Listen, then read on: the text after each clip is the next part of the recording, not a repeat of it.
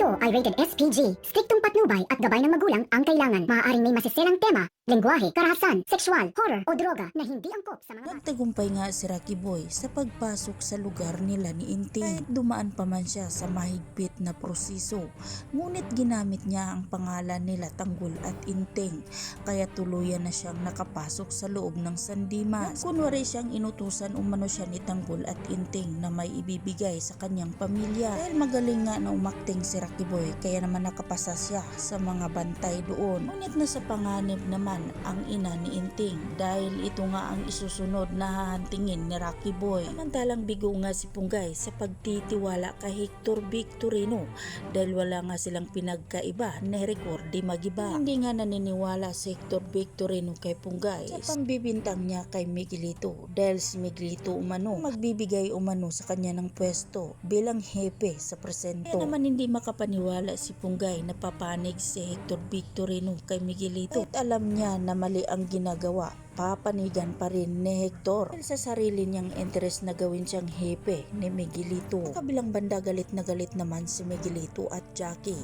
at nag-usap nga ang mag-ina na kumilos silang dalawa na hindi alam ni Roberto. Alam nilang hindi sasang-ayon si Roberto sa gusto nila. Sa kabilang banda sa gitna ng bakbakan ng Mondragon at tauhan ng mga gerero, sinabayan na rin nila Ramon ang kaguluhan ng mga Mondragon at mga gerero.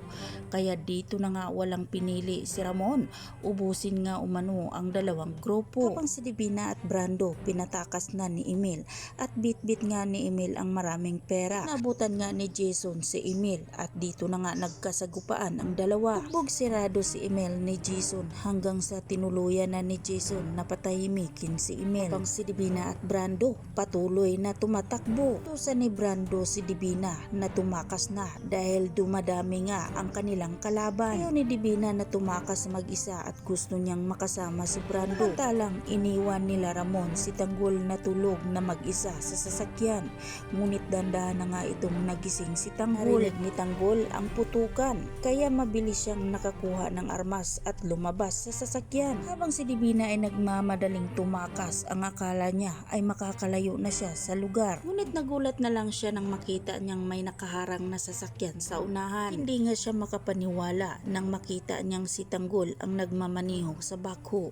Ang buong akala niya ay wala na si Tanggol. Habang si Tanggol galit naman nang pinagmasdan si Divina na nagmamadaling tumakas. Hindi na siya makakaligtas dahil dudurugin na ni Tanggol ang sasakyan ni Divina. Makaawa si Divina kay Tanggol na patawarin siya sa kanyang mga kasalanan. Ngunit buo na ang desisyon ni Tanggol na pagbabayarin si Divina sa pagtraidor sa kanya. Habang si Brando at Ramon nagtutuos naman ang dalawa. Dahil magaling nga si Ramon sa pakipagbakbakan kaya walang laban si Brando sa kanya. At dito na nga ba mamaalam na si Brando. Tuluyan na nga bang ililigpit ni Ramon si Brando? Yan ang ating pakatutukan at aabangan sa susunod pang mga kaganapan. Dito lang sa FJ Batang Quiapo.